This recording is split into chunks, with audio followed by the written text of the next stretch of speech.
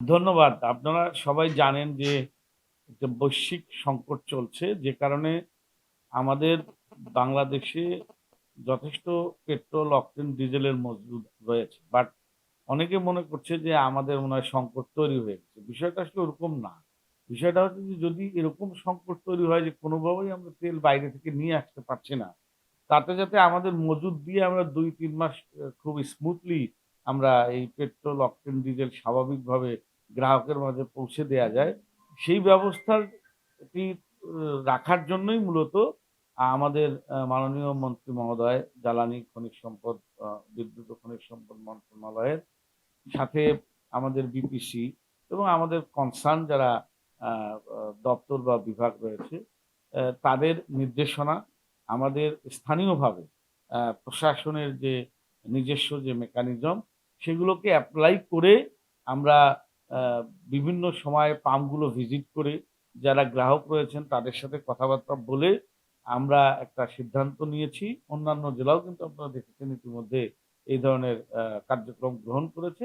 তো আমরা এই ফুয়েল কার্ড ইস্যুর জন্য আমরা একটা সিদ্ধান্ত নিয়ে গতকালকে আমরা যারা সংশ্লিষ্ট পাম্প অ্যাসোসিয়েশনের সভাপতি, সেক্রেটারি সহ আমাদের আ যারা কনসার্ন যারা কর্তৃপক্ষ রয়েছে, বিআরটিএ, পুলিশ বিভাগ, আমাদের প্রশাসনের লোকজন, আ আমাদের হচ্ছে আপনাদের মিডিয়ার লোকজন, সবাইকে নিয়েই মোটামুটি আমরা একটা আ আলোচনা করেছি। আলোচনার প্রেক্ষিতে আমরা মূলত এই ফুয়েল কার্ডটা আগামীকাল থেকে স্টার্ট করার জন্য সিদ্ধান্ত নিয়েছি। এখন এই ফুয়েল কার্ডটা আমরা কিভাবে কাজ করবে বা এটা করার করার পরে আমরা কিভাবে উপকৃত হব? অর্থাৎ বিশেষ করে যারা গ্রাহক তারা কিভাবে উপকৃত হবে? সেটা হচ্ছে গুরুত্বপূর্ণ। সেটার জন্য যেটা আমরা করেছি এবং আমরা মনে করছি এই ফুয়েল কার্ডটা আমরা ইস্যু করছি এমনভাবে, প্রথমত এটি লাইসেন্স সহ যে বৈধ কাগজপত্রগুলো দরকার একটা মোটরযানের,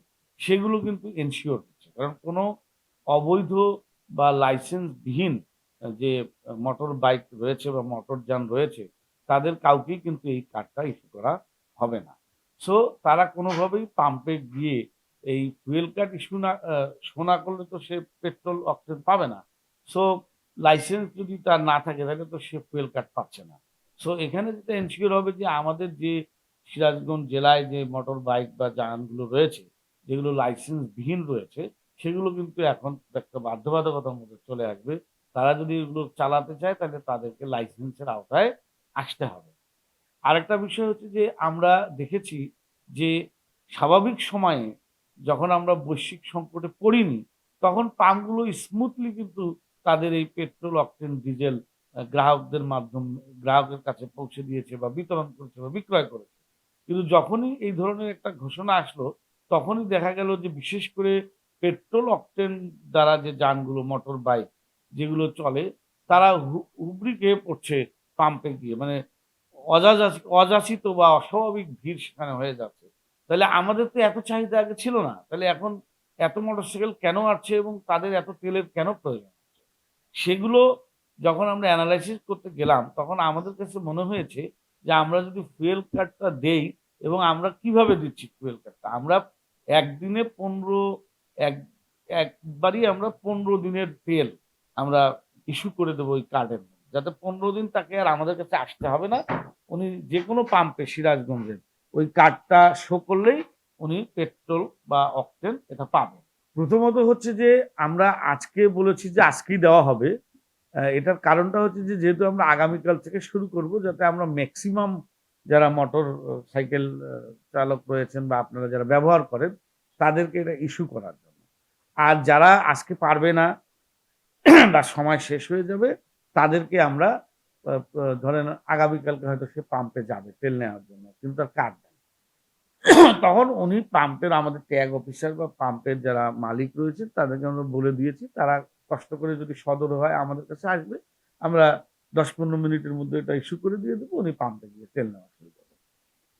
উপজেলাগুলোতে সদর এবং জেলা সদর বাদ দিয়ে উপজেলা পর্যায়ে উপজেলা নির্বাহী অফিসাররা অথরাইজড তারা ইস্যু করছেন। একইভাবে যারা কার্ড ইস্যু যতক্ষণ পর্যন্ত এই জেলার সকল গ্রাহকের এই কার্ড ইস্যু করা সম্পূর্ণ হবে না, ততক্ষণ পর্যন্ত আমরা এটা ইস্যু করব।